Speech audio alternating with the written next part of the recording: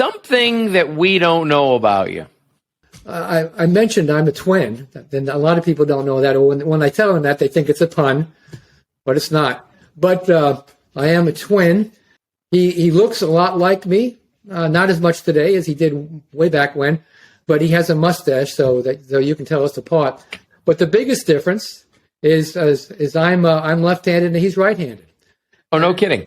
And so he stayed in engineering all his life, and I have a conflicted brain because most engineers are right-handed, they think with the left side of the brain, which is the calculating side for engineering.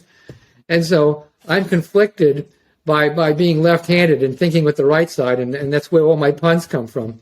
But using both of those sides to do what I've done for pretty much all my life. How do you know which one you are? At any given time? Yeah. I think you'd have to ask my wife. I couldn't tell you. This has been Jeff Stearns, Connected Through Cars.